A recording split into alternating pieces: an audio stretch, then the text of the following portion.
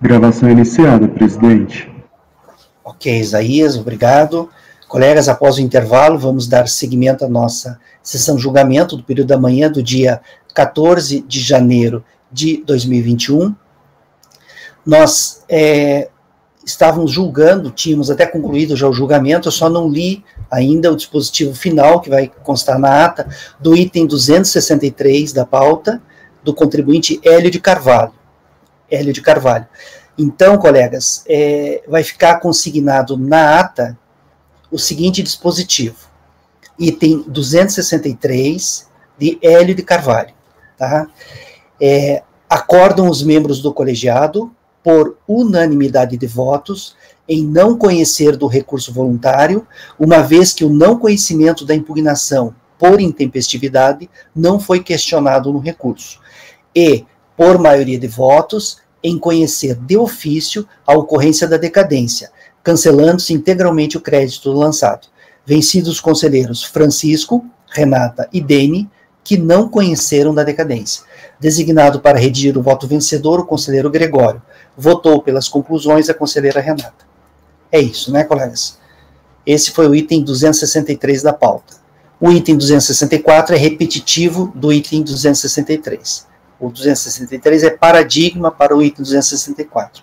Vamos passar agora para o item 265, do contribuinte José Natalino Dias. Ele será repetitivo para os itens 263, 266 e 267. Item 265, do contribuinte José Natalino Dias, de relatoria do conselheiro Francisco. Pode começar, então, Francisco.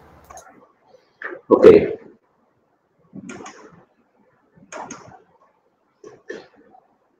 O recurso voluntário versa sobre, contesta o resultado da primeira instância, que julga o procedente em parte a impugnação apresentada, decorrente do arbitramento, contra o arbitramento do valor da terra nua, assim como da glosa de pastagens referente ao exercício 2009. Como eu lá no voto, eu trago as questões aqui da impugnação, porque repetem, de certa forma, no recurso, vou passar direto aqui para o julgamento de primeira instância. Aqui na folha 5, aí na página 5 da minuta. O julgador de primeira instância julgou improcedente, não, procedente em parte.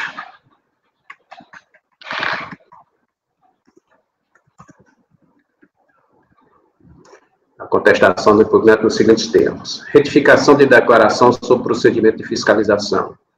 Em princípio, retificação de declaração deve ser efetuada antes do início de procedimento fiscal. Se posteriormente, o pedido deve estar municiado de documentos eficazes que comprovem os dados a serem retificados.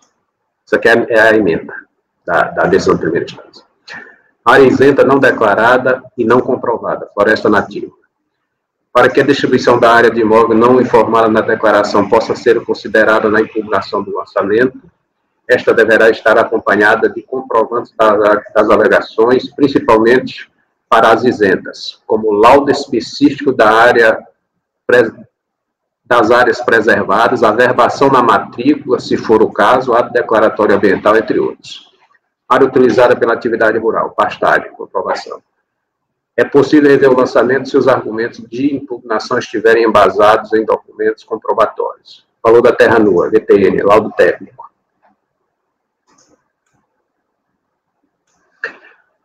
O lançamento que tem alterado o VTN declarado, utilizado valores de terras constantes do CIPT, nos termos da legislação, é passível de modificação somente se, na contestação, forem oferecidos elementos de convicção embasados em laudo técnico, elaborado em consonância com as normas da ABNT, que apresente valor de mercado diferente do lançamento relativo ao mesmo município do imóvel e ao ano base questionado. Impugnação procedente em parte.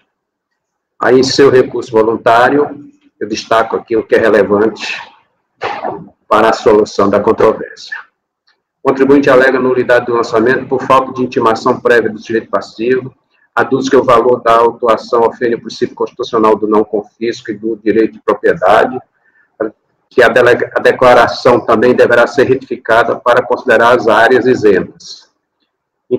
Seguintes áreas isentas: inclusão de 77,3 hectares de preservação permanente, inclusão de 721,8 hectares de área de floresta nativa, inclusão de 3,4 hectares de área de descanso, inclusão de 23 hectares de área de reserva legal, redução da área total do imóvel de 1.941,3 hectares para 1.212,8862 hectares. Aduz também que deverá ser considerado o VTN constante do laudo apresentado. Transcreve jurisprudência perfilhada a sua pretensão. O recurso é tempestivo, eu conheço por atender todos os requisitos de admissibilidade, né, pressuposto de admissibilidade. Aí eu passo aqui as alegações de nulidade que ele traz, eu analiso, verifico que não houve, como está vendo aí no relatório. A autuação, ela questionou, ela mostrou, ela fundamentou todos os procedimentos, então não assiste razão ao contribuinte nesse ponto, eu entendo.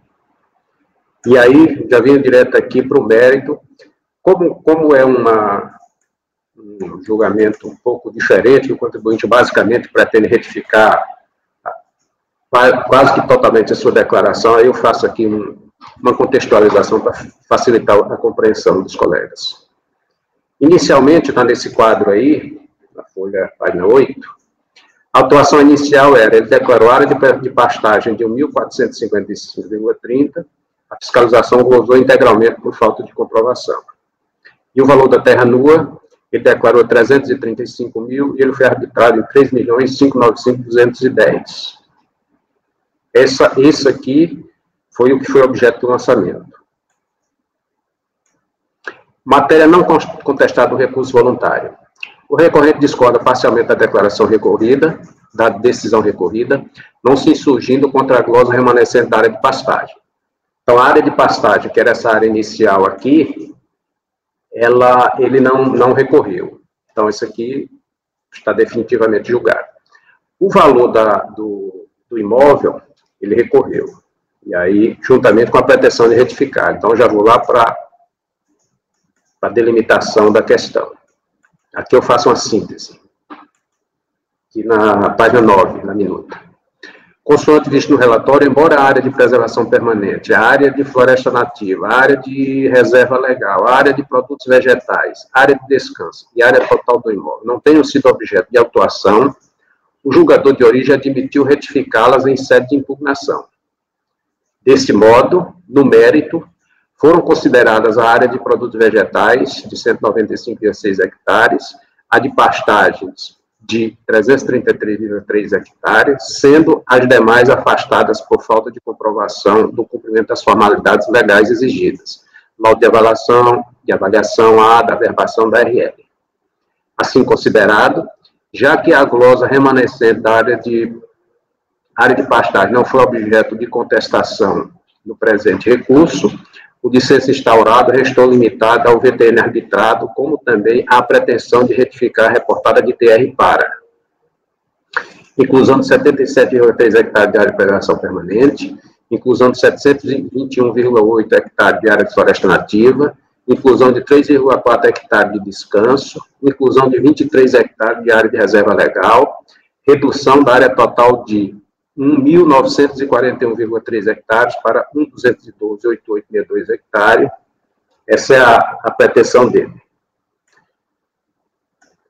Aí eu passo a análise. Junto com a impugnação, junto com o recurso, o contribuinte apresenta uma documentação complementar, que eu entendo que ela não abre nova discussão, mas dela eu tomo conhecimento que carreada aos autos supostamente tem complementaridade àquela revelada por ocasião da impugnação. A retificação de ofício.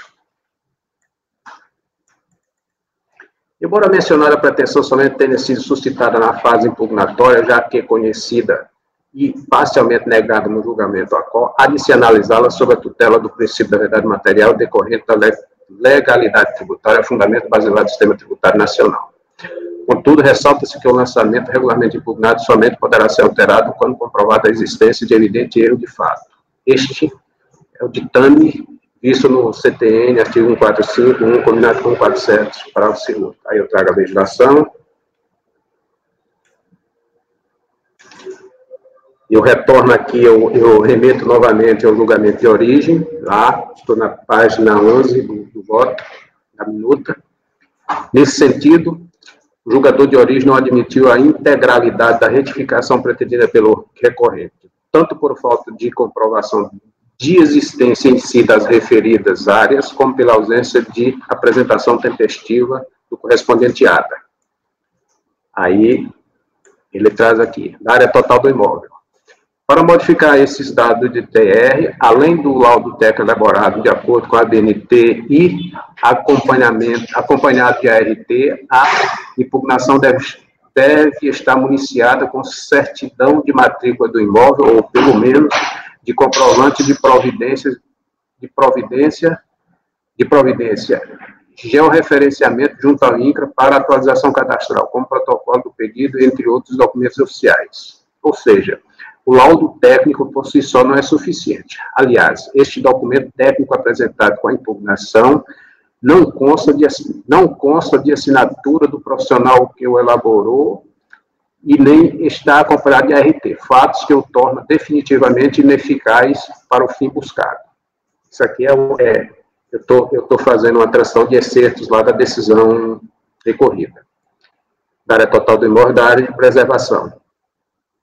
Para que estas áreas possam ser consideradas, além do laudo técnico específico, elaborado por profissional habilitado, demonstrando a área de produtos, área de preservação permanente e área de floresta nativa, nos termos da legislação, deve ser comprovada a regularização das mesmas junto ao órgão ambiental competente através do ato declaratório ambiental, tempestivamente apresentado ao IBAMA. Aí aqui eu trago, como são várias áreas, eu faço uma listagemzinha de sequencial de como a questão vai ser enfrentada. E aí encaro primeiro a questão da área de preservação permanente e floresta nativa. Essa parte contextual da legislação aqui, já todos os votos que a gente tem votaram já está, então estou convidando o grupo, a turma, para ir lá na página 31 dessa minuta, que é onde eu sintetizo os fatos e as provas do que o contribuinte apresentou.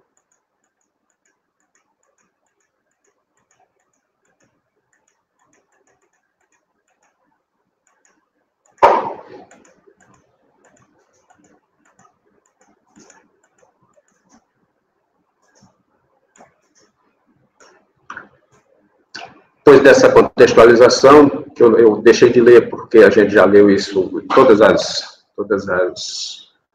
quase todas as reuniões nossas, esse tema é enfrentado, aliás, ultimamente todas, né? Exercício 2009, prazo de apresentação do ADA. Consoante se discorreu precedentemente, tratando-se de declaração referente a exercícios posteriores ao 2007, o termo final para a protocolização no IBAMA de requerimento do ADA, correspondente ao exercício 2009, se deu em 30 de setembro desse mesmo ano. Contudo, não consta nos autos que referido requisito legal tenha sido cumprido pelo requerente, pelo recorrente. Exercício 2009, prazo para a averbação da RL. Conforme já vastamente fundamentado na discussão precedente, o prazo de averbação da reportada RL teve seu termo final no dia 1º de janeiro de 2009, data de ocorrência do fato gerador correspondente ao respectivo exercício. Nesse sentido, constata-se que o contribuinte comprovou a averbação da RL de 23 hectares em 31 de 1 de 2005, anteriormente à ocorrência do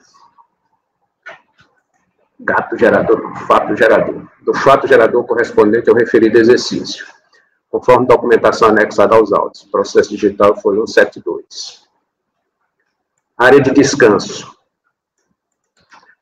O recorrente nada acrescentou que pudesse fundamentar a consideração de referida área de descanso quando da apuração do ITR devida, razão por que improcede sua argumentação por quanto sem fundamento legal razoável. Área total do imóvel. O julgador de origem não admitiu a retificação da mencionada área, reduzindo-a de 1.941,3 para 1.212,8862 hectares, por absoluta falta de comprovação nos termos do excerto abaixo transferido. da área total do imóvel. Aqui eu transcrevo trecho da decisão recorrida. Para modificar este dado da DTR, além do laudo técnico elaborado de acordo com a BNT e acompanhado de ART, a impugnação deve estar municiada com certidão de matrícula do imóvel ou, pelo menos, de comprovante de providência de georreferenciamento junto ao INCRA para atualização cadastral, como protocolo do pedido, entre outros documentos oficiais. Ou seja, o laudo técnico por si só não é suficiente. Aliás, este documento técnico apresentado com a impugnação não consta de assinatura do profissional, que o elaborou e nem está acompanhado de ART, fatos que o torna definitivamente ineficazes para o fim buscado. No entanto, aqui eu já trago as minhas referências. No entanto, analisando a documentação apresentada juntamente com o recurso interposto, verifica-se que, aqui, aquela documentação que eu admiti já na fase de recursal. No protocolo de inscrição do imóvel rural rural no SICA, Minas Gerais, dita área total tem a extensão de 1.447,7 hectares. O processo digital foi 163 a 166. No certificado de cadastro de imóvel rural, CCIR, dita área total, tem a extensão de 1.213,89 hectares. O processo folha 167.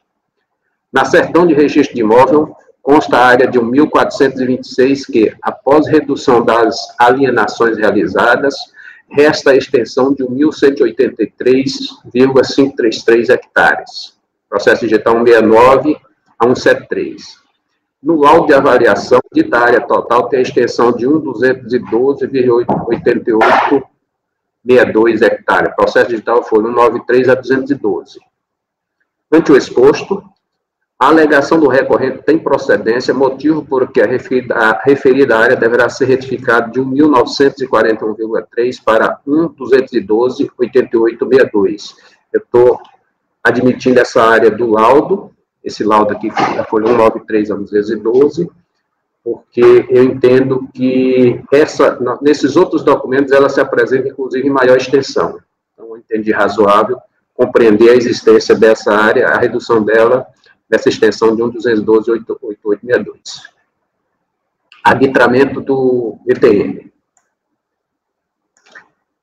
A aptidão agrícola eu estou aqui na página 32 da minuta.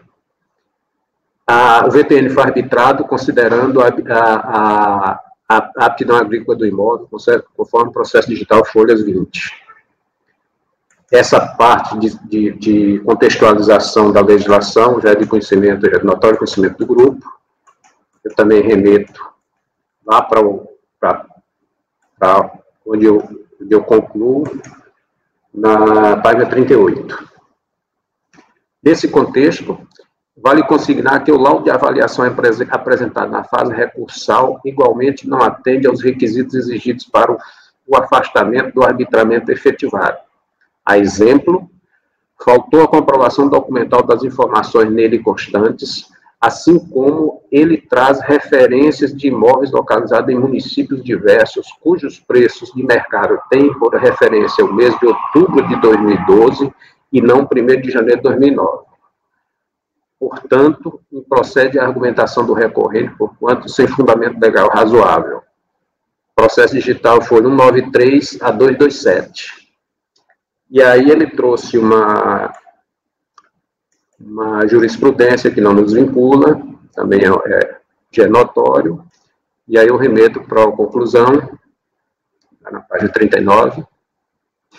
Aqui o exposto, voto por rejeitar a preliminar suscitada no recurso interposto e no mérito, dou-lhe parcial provimento para, quando da apuração do imposto devido, considerar a área de reserva legal e a área total do imóvel de 23,0 hectares e 1.212,8862 hectares, respectivamente. É como voto.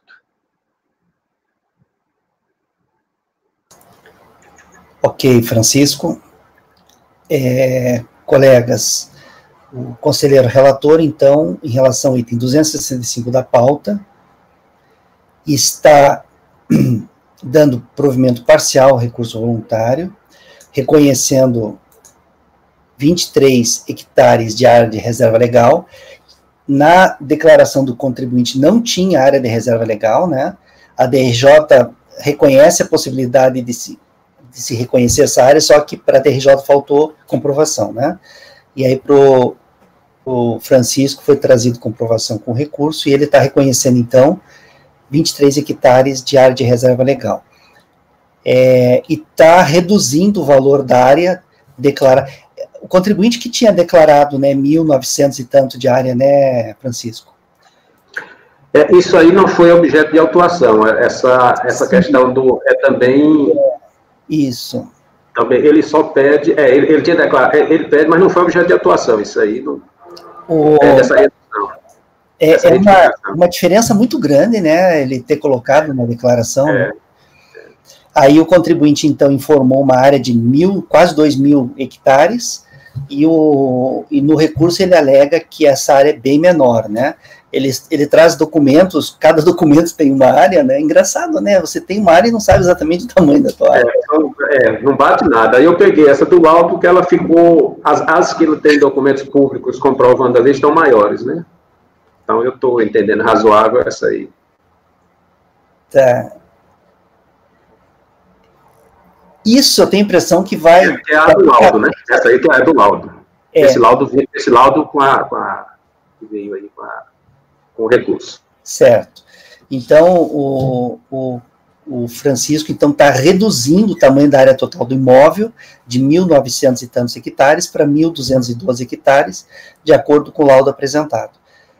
Eu tenho a impressão que daqui para frente a tendência é esse tipo de problema com área acabar, porque com a medição por satélite agora, GPS, tudo vai ser...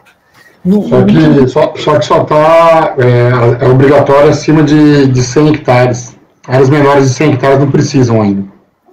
Não, pois é, mas mas eu sou dono da área, eu quero saber com precisão. Sim. Não, você sabe quanto a área tem. A divergência de área é quando você compra uma área, quando ela tem obrigatoriamente, quando ela tem um rio que corta ela, porque a área sem água é uma área improdutiva, então metade do rio você conta como uma área tua, mas de chão você não vai ter aquela parte do rio. E quando tem um carreador, é a estrada que divide as propriedades, né? Então, a variável é isso, variável, não passa disso. Então tá. Então é isso, colegas. O conselheiro relator está dando provimento parcial, reconhecendo 23 hectares de área de reserva legal e uma área total do imóvel menor, em vez de 1.900 que foi declarado, R$ 1.212. Deixa eu só fazer um detalhezinho, como o Luiz e o Márcio têm votado diferente, só para, eu não sei se eles entenderam, esse provimento que eu estou dando, nenhum está no orçamento. Isso. Já tinha percebido, Francisco, e eu só estou achando, assim um pouco contraditório no momento em que você, antes, no curso do seu relato, você desqualificou o laudo e, ao mesmo tempo, agora está aproveitando algumas informações do laudo, eu não entendi. Você disse que ele era ineficaz. Não, aquilo ali foi transcrição, é porque você não prestou atenção. Aquilo ali foi transcrição da decisão da DRJ. Mas quer dizer que você entende que o... Esse processo tem muito tempo, mas esse laudo foi laudo junto com a eu posso até confirmar aqui, que veio junto com o recurso. Aquele laudo lá foi a posição da DRJ.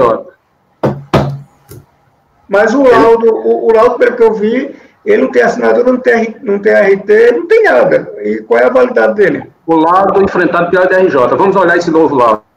Ele não tem nada, ele não tem assinatura do profissional, não tem RT, ele não é um auto válido. Eu não vi lá nem a qualificação do profissional que teoricamente o fez. Deixa eu dar uma olhadinha, porque esse processo é daqueles que foi feito há muitos anos, há muito tempo.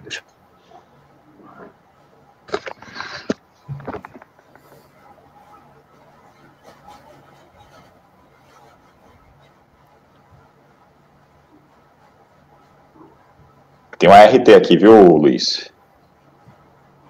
A RT está na folha 181 do processo. 181? É. CREA Minas Gerais. É um engenheiro florestal, vai tudo ali. Mas como o Francisco disse que ele só veio em sede de recurso voluntário, como é que a DJ fez menção a ele? Aí foi outro laudo que foi apresentado lá.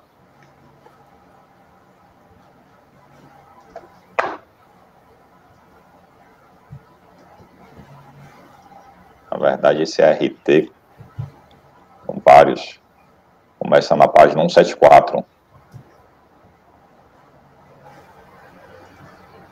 Tem outra questão aí, só para argumentar, é que tem problema aí de... O lançamento foi feito no nome do contribuinte, né?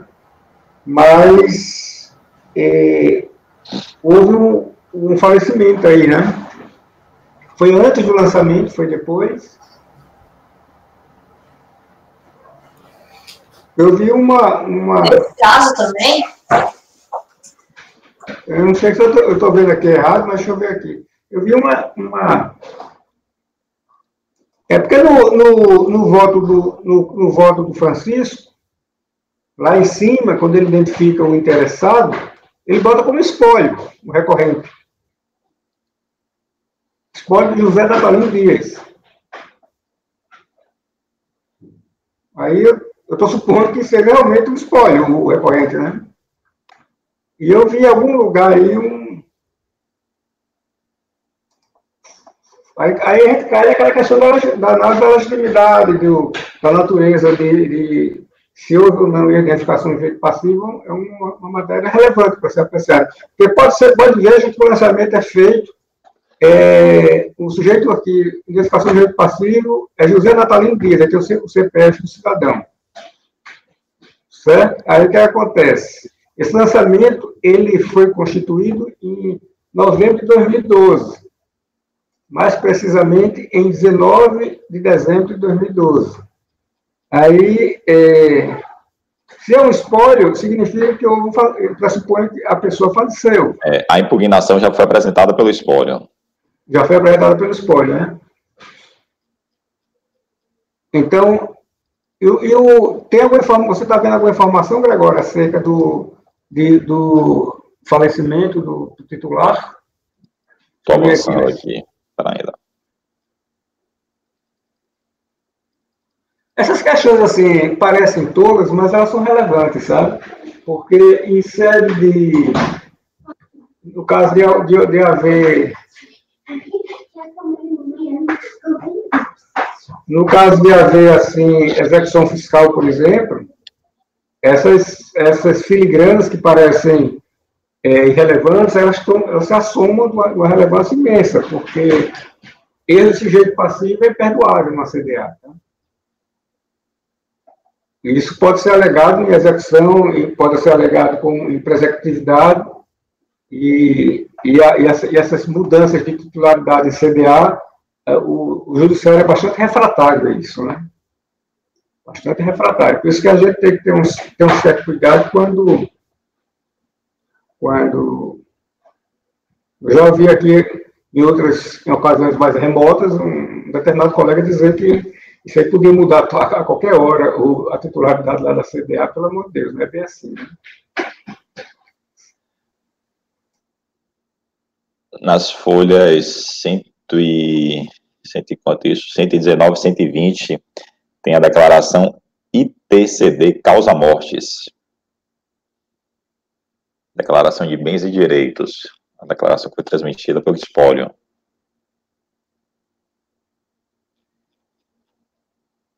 Em novembro de 2009.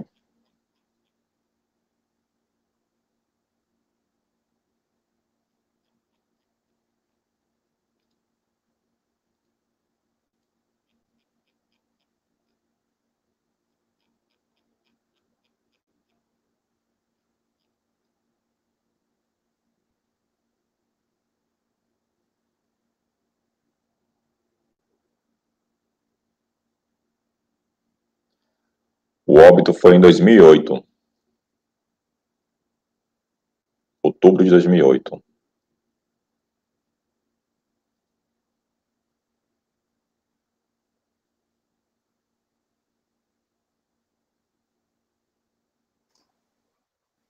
lançamento está no nome do titular.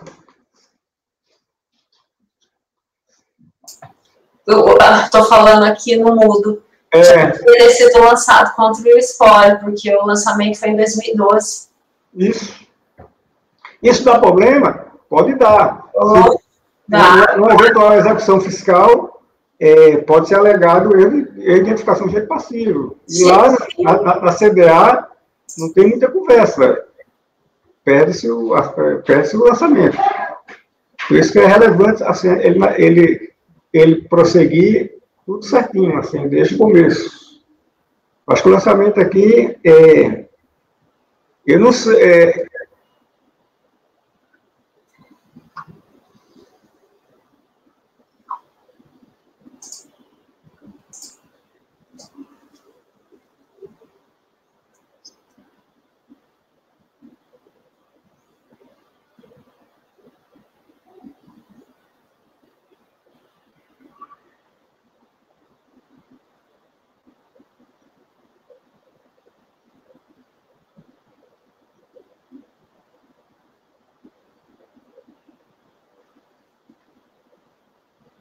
Tá sem som, Luiz.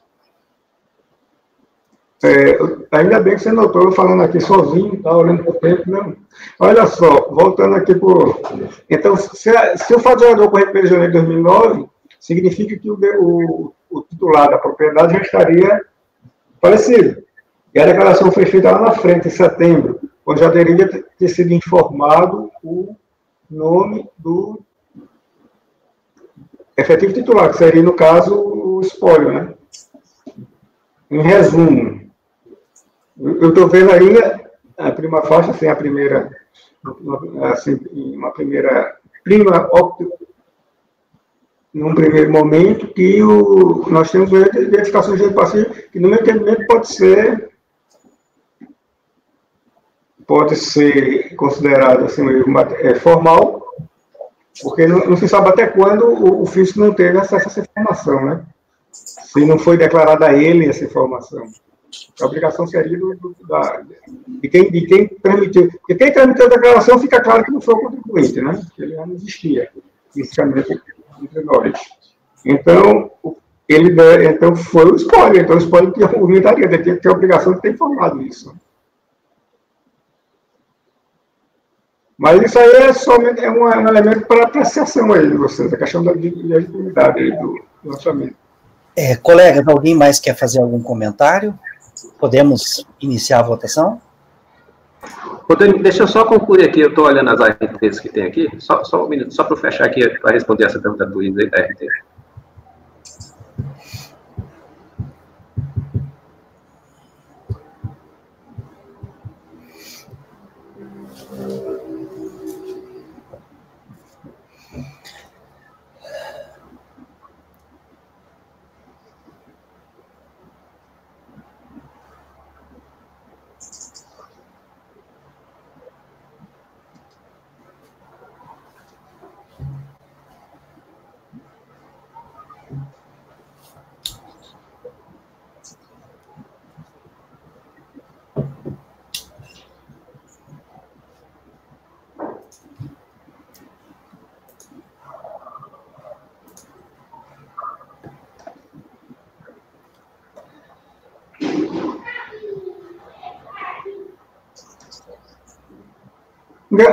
Engraçado que no primeiro laudo,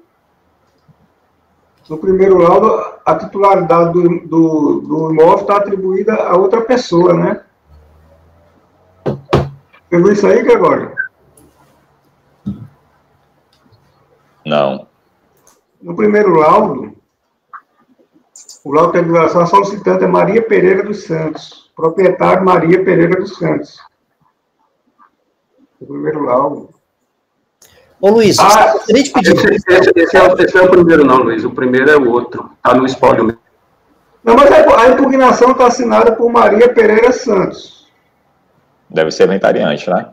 Supõe-se que seja inventariante. Precisaria estar comprovado nos autos a habilitação dela, né? Ela está habilitada nos autos. Está mais para frente. Hã? Está mais para frente.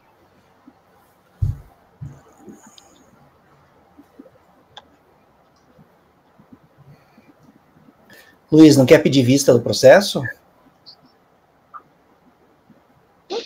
Não, o que eu queria... Tem o termo de compromisso nomeando ela como inventariante. Tem o termo de compromisso, né? 128. 128. Ela... 128. Essa é a esposa dele. No caso, é o cônjuge superstite, né? Com sobrevivente. Ele morreu em 2009, aqui foi lavado 18 de agosto, peraí, o falecimento foi 10 de 2008. Outubro de 2008. Outubro de 2008, já no final de 2008, né? Então, no 1º de janeiro de 2009, ele não era mais o titular já seria... Aí, no caso aqui, a esposa, com o superstite, ele tem como se diz, tem legitimidade, aí entraria outras questões, como o casamento aqui. O casamento foi comunhão de bens, então ela tem, como se diz, tem o tempo de compromisso. Pô, ela está qualificada para constar dos autos, está como inventariante. Olha aí, Luísa, página 119, 120. Eu já vi aqui o termo de compromisso lá embaixo, 120. 119 e 120 do processo.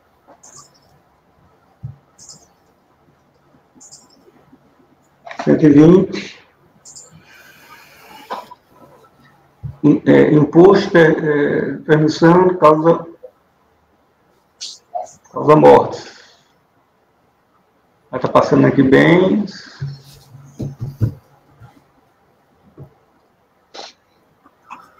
É de novembro de 2009. Novembro de 2009, né? Esse é um carimbo da Receita aí. Da Receita Estadual, né? Não, é CRF, né? Sim, é porque não. O carimbo é porque foi apostado aos autos, tá? Esse tributo não é nosso, né? Esse não é Sim. nosso.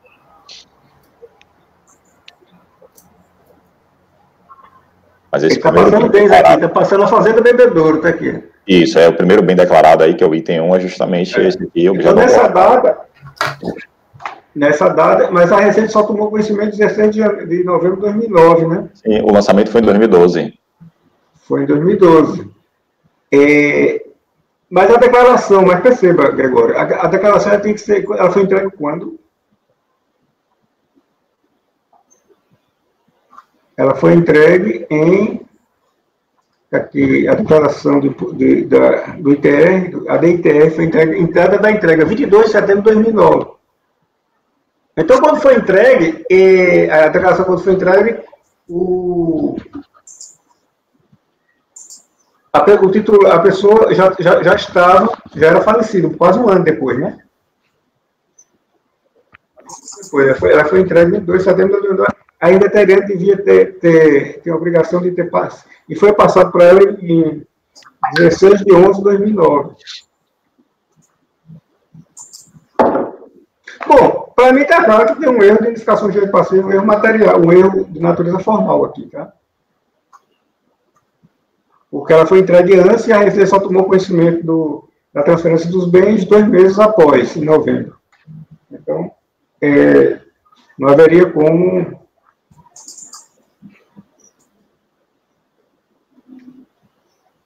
Luiz, só voltando em relação à ART, o recurso, na verdade, eu não entendi bem aqui, eles fizeram uma confusão.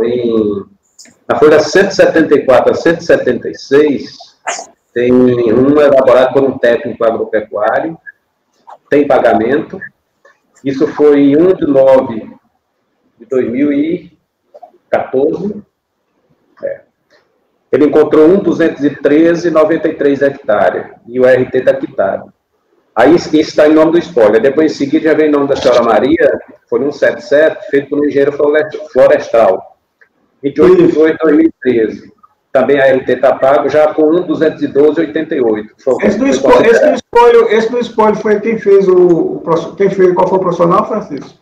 Foi um técnico agropecuário. E esse aí não vale, né? Mas esse valor eu não considerei, o 203 não. Eu considerei esse que tem um feito por um engenheiro florestal e feito por um engenheiro agrônomo. Esse 77 e 178, mantendo esse 212, todos eles com a RT recolhida.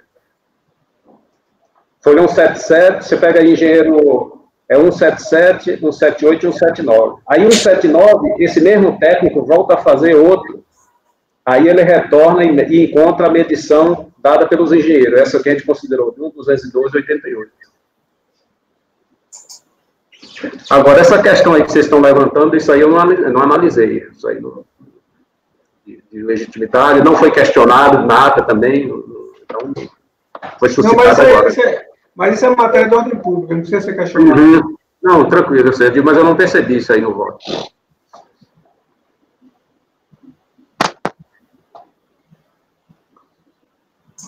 Bom, presidente, tem que voltar essa questão da legitimidade. Eu acho que é assim que os colegas já entendem automaticamente superado, mas a princípio teria que ver, né? Porque quando a Receita lançou, como o Gregório bem destacou, o custo já tinha conhecimento da transferência da propriedade, né? Então o lançamento já poderia ter sido feito no nome do espólio, do espólio.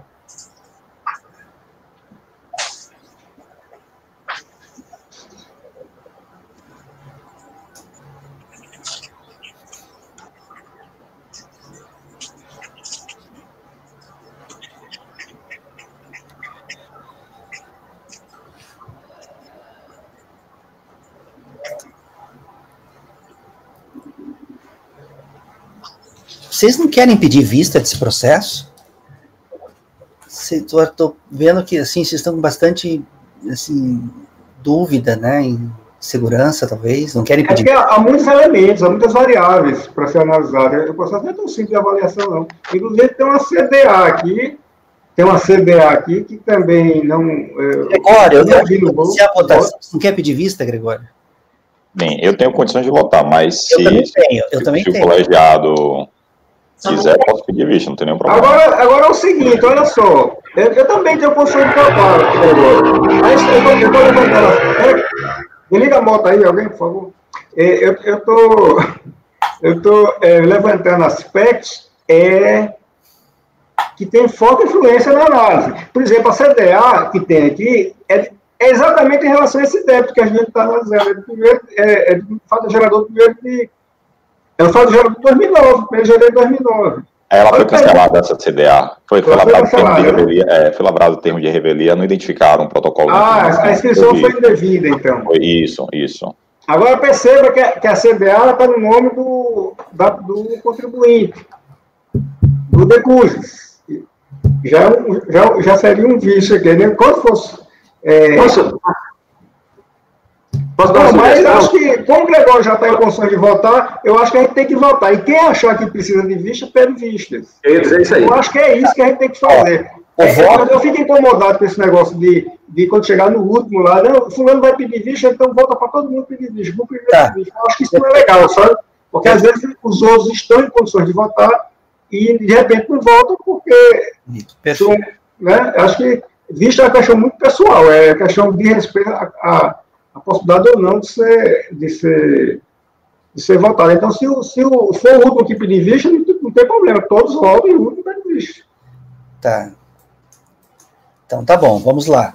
Colegas, em relação ao item 265 da pauta, o conselheiro relator, então, como eu já havia dito, ele está reconhecendo uma área de 23 hectares de área de reserva legal, e ele está reduzindo o tamanho da área de 1.900 e poucos hectares, que foi o que foi declarado, para 1.212 hectares, conforme laudo apresentado.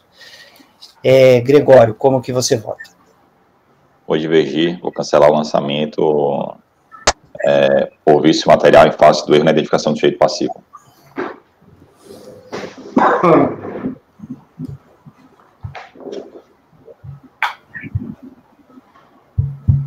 Agora, essa foi uma matéria não enfrentada pelo relator. Aí ele tem que se manifestar em relação a essa minha divergência. Como é que fica isso aí?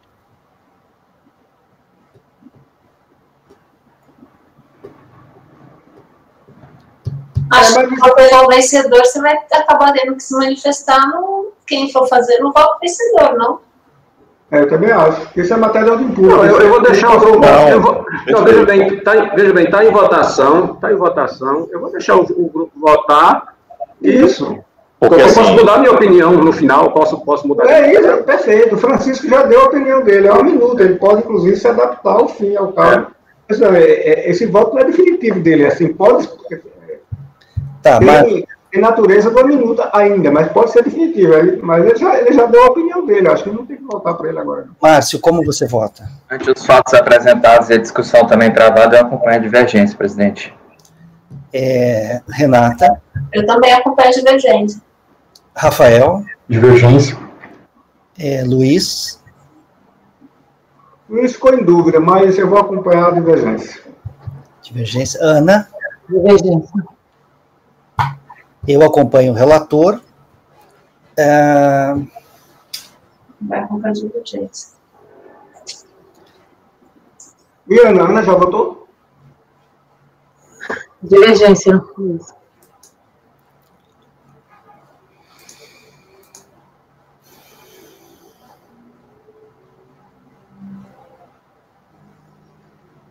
Esses casos de TR de Francisco. Você escolhi desadeiro, hein, Francisco? Eu só queria entender direitinho porque eu estava procurando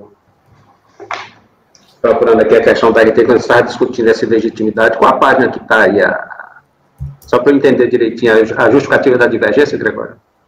Bem, o contribuinte notificado, ele faleceu em outubro de 2008. Tem a certidão de óbito. 10 de outubro de 2008. Isso, 10 de outubro de 2008, conforme certidão de óbito, folhas 126. Tanto que a impugnação já foi apresentada pela inventariante, sua esposa, né? Conforme termo de compromisso do Poder Judiciário do Estado de Minas Gerais, de folhas 128. Em novembro de 2009, foi apresentada a declaração causa-morte. Aí tem um carimbo aqui da Receita, e o primeiro item, o primeiro bem, objeto dessa declaração, é justamente o imóvel, objeto da autuação.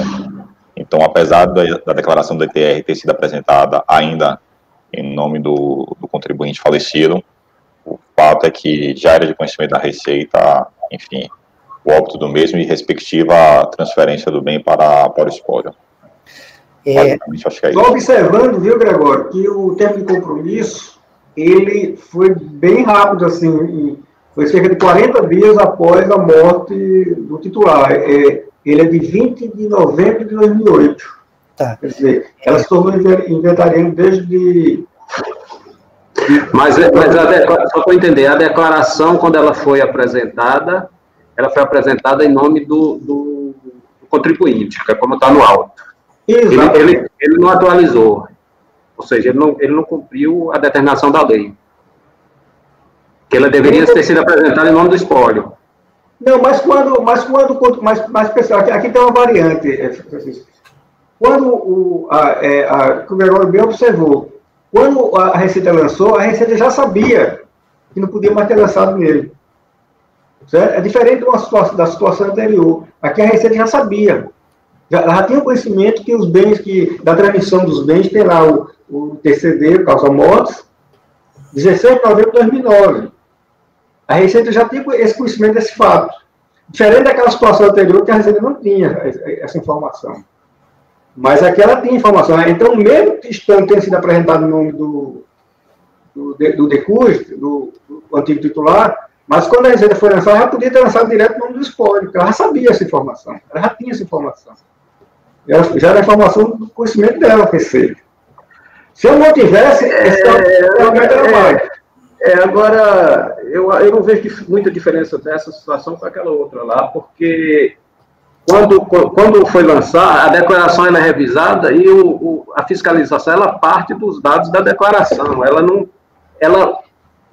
não teria que buscar outras informações para fazer a autuação. Teria, no caso aqui, ela tem a diferença, a grande diferença dessa prova anterior é que na anterior não há prova nos autos que a gente soubesse do fato. Nessa aqui sabe.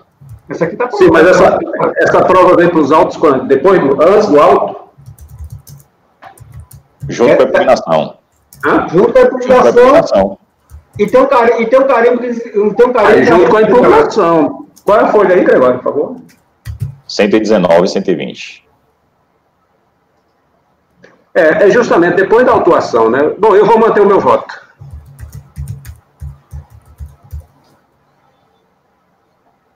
Eu acompanho sempre, eu acho que até já tive um voto assim, a legitimidade passiva, eu acho que é matéria de ordem pública, mas nessa situação aqui eu entendo que a fiscalização, ela lançou com o que ela tinha à sua disposição. Eu vou só lhe dizer, num cenário hipotético de uma instituição indígena gestar aí, se o alegado infere em Barros, ou mesmo na contestação lá, o lançamento cai, porque o titular não é o spoiler do lançamento.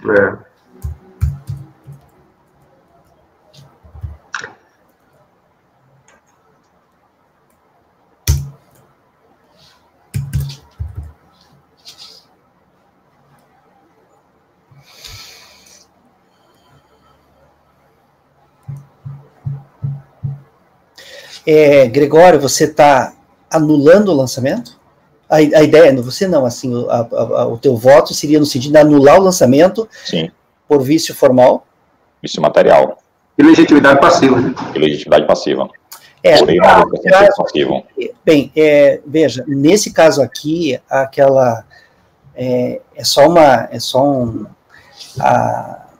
solução de consulta da COSIT, número 8 de 2013, ela entende que, nesse caso aqui, quando é para lançar no espólio e lança no decujus, né, ele é vício formal, né? Mas você entende que é material, né? Deixa eu só tirar uma dúvida e fazer um comentário. Essa declaração é o exercício 2009, o data do fato do vereador é 1/1/2009, certo? Perfeito. Exato.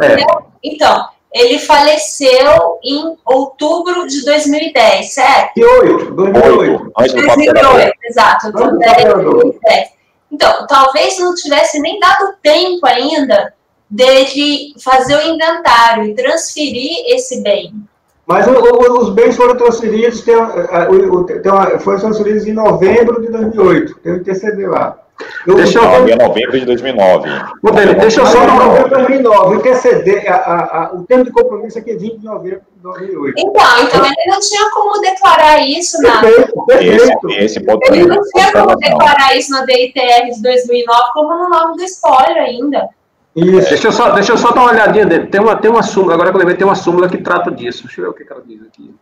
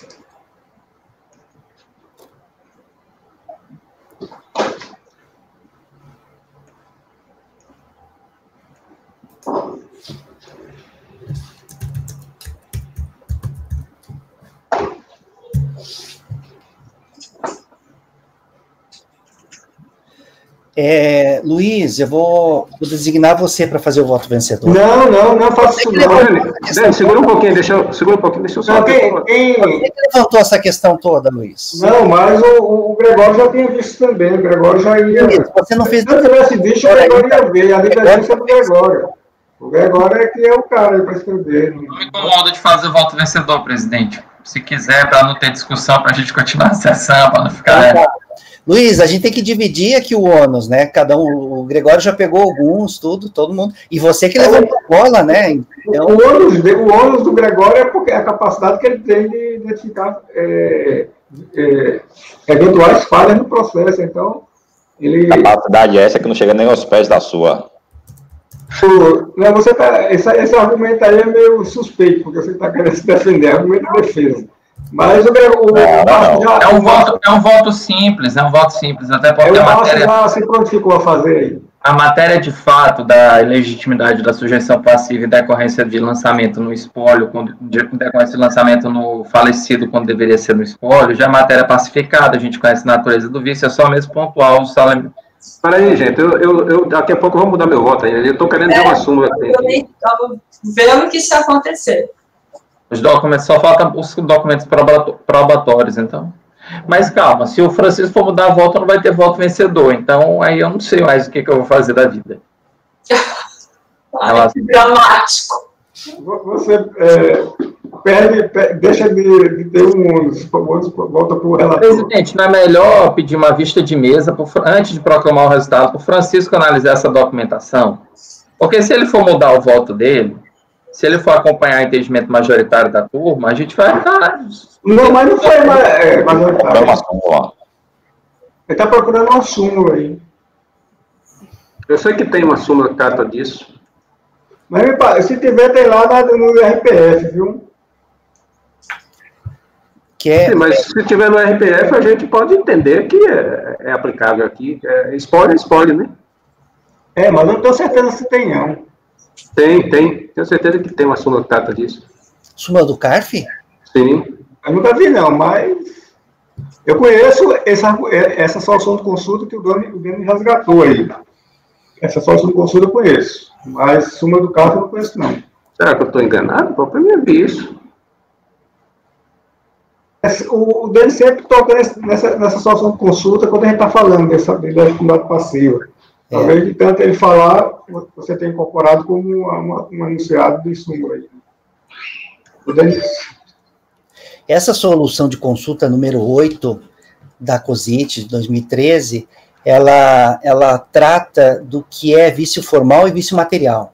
É uma questão assim meio nebulosa, difícil dizer em algumas situações se é material ou formal, né? E aí, quando ela está falando do vício formal, ela traz alguns exemplos. Um dos exemplos é justamente esse, quando, em vez de lançar no espólio, lança no decurso, aí eles entendem que é vício formal. Eu discordo, desculpa. Eu acho que eu estou confundindo essa 120, que não é válida a intimação para comprovar a origem de depósito bancário em cumprimento do artigo 42, quando dirigida ao espólio relativamente aos fatos geradores ocorridos. Edene, acho que eu estou confundindo com isso. Vício formal são os vícios do artigo 59, são os vícios de incompetência da autoridade e os vícios de preterição de direito de defesa. O vício material é a estrutura do lançamento. Se você identifica errado sujeito passivo, você já construiu um lançamento errado, matéria tributável, sujeito passivo. É porque a gente não tem a gente não tem o hábito de fazer a remite, né? A regra matéria de incidência. Se você fizer, salta aos olhos que tem um vício material. Tá lá no critério material, tá, logo no comecinho. Não é isso, doutora? Fala na sua cabeça aí, doutora Renata. Com toda certeza, para mim, com toda certeza é material isso. É critério material do antecedente normativo, da hipótese.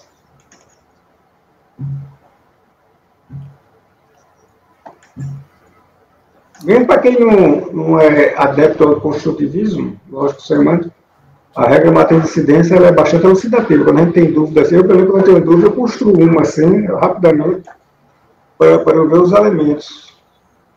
E ali, quando você bota na regra matriz, né, tira todas as dúvidas que você tiver.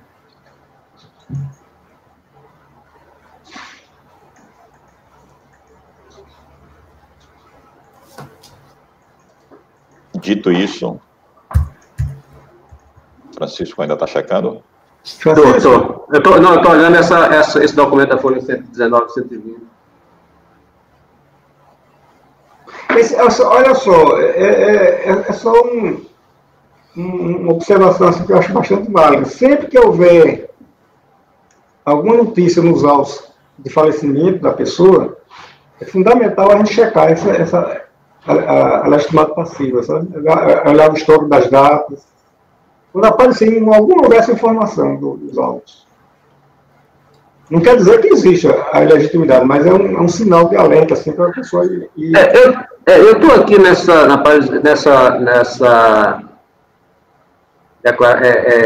ITCD. Agora eu não estou encontrando aqui, que vocês falaram que tem um carimbo da Receita. Quando foi a data de apresentação? Que eu não estou vendo isso aqui. No final da página, no final da página, 16/11/2019. Final da página, canto esquerdo, lado esquerdo. Um carimbo aqui, mas esse aqui...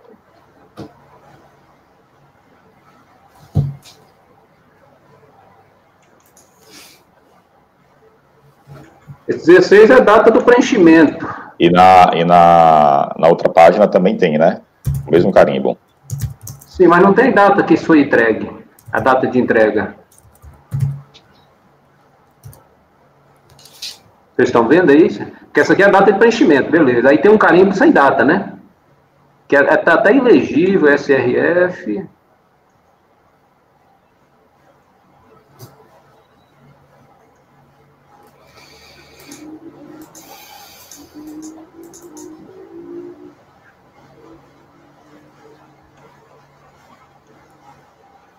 É claro, sejam verdadeiras informações, tal, 16/11, data de preenchimento. Tem realmente um carimbo da Receita aqui.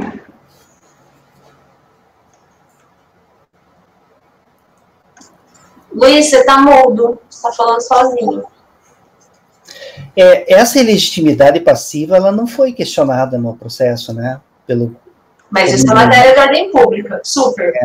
A gente tem reconhecido como de ofício. Agora, a questão aqui, no meu caso, não é nem o fato... É que eu não estou compreendendo, eu não estou conseguindo entender que a Receita teve ciência disso aqui. Porque tem um carimbo, sim, mas isso aqui, quando foi? Ela apresentou agora na impugnação. Quer dizer, veio os autos na impugnação. E isso aqui foi para a Receita quando? Mas você concorda que ele não tinha como declarar isso, que na declaração dele ele não tinha como fazer diferente do que ele fez, certo? Dado que ele faleceu em outubro de 2008, e ele tinha que entregar essa declaração até setembro de 2009. Sim, mas não teria que ser no espólio já mesmo? Não, você tem que abrir a sessão. A data da abertura de sessão, você tem que abrir a sessão, você tem que formalizar isso. Sim, mas a data da abertura de sessão foi posterior a essa data de setembro. Mas não é na data, independente de quando abrir, ela não é da data do falecimento?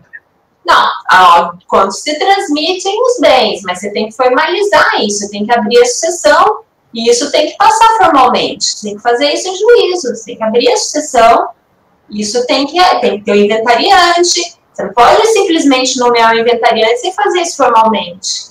Até porque o Código Civil fala que abre-se a herança a partir do falecimento, né? Ele é bem claro. A herança se transmite, isso é fato. Então, com o falecimento, automaticamente, a regularização tem que ser feita. Isso, tem que ser formal. Você tem que formalmente nomear o inventariante, tudo isso, como é que você faz? Em juízo. Mas nesse momento aí, a declaração, eu entendo que ela já deveria ter sido apresentada em nome do espólio, porque o contribuinte não estava mais vivo. Não, mas olha só. Mas foi 1º de janeiro.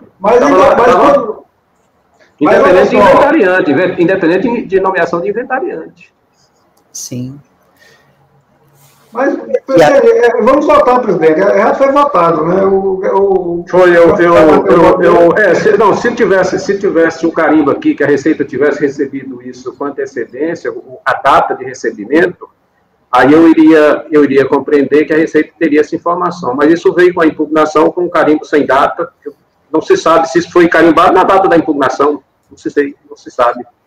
Mas olha só, se veio com a impugnação... Você mantém o voto, Francisco? Mantenho. Se você veio com a impugnação, quando a DJ fosse julgar, se houvesse essa dúvida que você está aduzindo, caberia a DJ já resolver isso quando no seu julgado. Porque a DJ, como veio na impugnação, a DJ tem conhecimento, então. Mas não foi matéria questionada, a DJ não enfrentou isso daí. Mas é matéria de ordem pública, não interessa se foi questionado ou não. E a DJ deveria ter observado isso aí. Mas ela não entendeu que era de ordem pública. Né? Mas ela não precisa entender, é legitimidade passiva.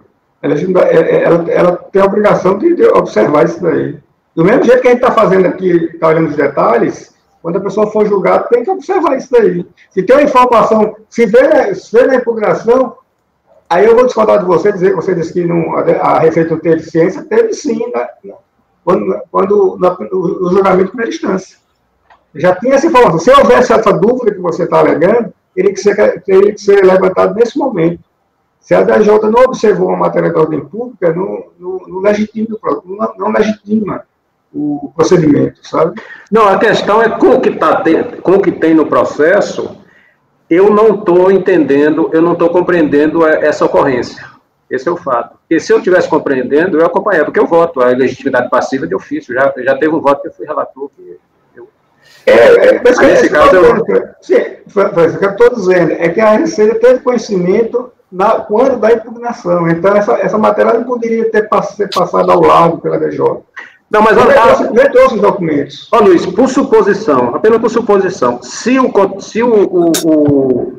julgador de origem tivesse enfrentado essa questão, não se afasta essa possibilidade dele também ter pensado igual eu estou pensando agora, em função da falta de uma data precisa de entrega desse documento. É uma possibilidade. Né? Então, isso aí entre ele e a decisão aqui, eu não vejo assim, como é um reconhecimento de ofício, eu não vejo dependência, sabe? Do meu ponto de vista. Colegas, eu posso ler o dispositivo, então?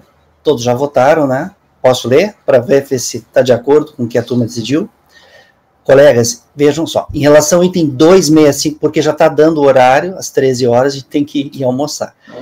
Colegas, em relação ao item 265 da pauta, 265, do contribuinte José Natalino Dias. Eu registrei assim a decisão, consignei assim na ata. Acordam os membros do colegiado, por maioria de votos, em anular o lançamento, de ofício, por vício material, em razão de ilegitimidade passiva. Vencidos os conselheiros Francisco e Beni, que não conheceram da ilegitimidade passiva e deram provimento parcial ao recurso voluntário, determinando o recálculo do imposto devido, de modo que fosse considerada uma área de reserva legal de 23 hectares e considerada uma área total do imóvel, como área total do imóvel, a área de 1.212 hectares. Designado para redigir o voto vencedor o conselheiro Márcio. Pode ser assim, colegas? Pode, né? Anulado. Tranquilo. Por vício material em razão de legitimidade. Eu e Francisco não conhecemos da ilegitimidade e demos parcial provimento ao recurso. Pode ser assim? E o Márcio, então, obrigado, Márcio, por fazer, então. Então tá, colegas. Essa foi a decisão para o item 265. Mais um processo tranquilo do Francisco.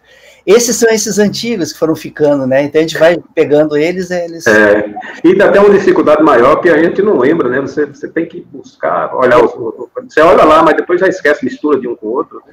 E esse é paradigma para os itens 266 e 267. Pronto, já bagunçou lá também. Presidente, só uma questão de ordem, presidente. Não vai dar tempo de votar os itens 270 e diante. São processos que já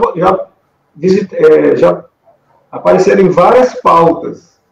Eu ia pedir, Vênia, para ser julgado à tarde, porque está naquela sistemática, se enquadra naquela sistemática que foi estabelecida de votar aqueles antigos. Então, são seis processos, são processos de certa facilidade para se julgar. Assim, as matérias já são bem discutidas. E, se fosse possível, a gente voltasse no retorno da tarde. Pode ser, colegas? São 7 do mesmo contribuinte, pode ser? À tarde? Claro. Seis processos. Aí são processos antigos que se enquadram naquele critério que foi estabelecido de votar os antigos e tem aqui uma grande... e se ganha na escala, porque são 6 processos que eu acredito que a gente vota, inclusive, com uma certa rapidez. Tem os da Ana também antes, né? Tem que ver que eles também estão desde junho. Os meus são de junho, 2008. Então teria que ver esses da Ana também, quer dizer, são processos antigos também, poderia colocar esse bolo. Quer dizer, eu não falei de da Ana porque a gente tem que defender os nossos, né? Aí eu não sabia que os da Ana eram antigos. Então, sendo antigos também entra no mesmo critério. Bota os dois, velho. Bota vocês. Então, no caso, seriam 8 processos que seriam encerrados agora pela manhã, a gente pode começar à tarde com eles, né? Os meus não são simples, não, mas como vocês resolveram me acompanhar em tudo, a gente pode fazer um minha parte sem problema. Mas também não são super simples, mas também são bem velhos. Bem. Tem que encerrar, presidente. Exatamente. Tem que encerrar a gravação. Não para mais. Colegas, então vamos encerrar a gravação e retomamos daqui 1 hora a sessão de julgamento do período da tarde, ok? Isaías, Rafael e Francisco podem parar a gravação.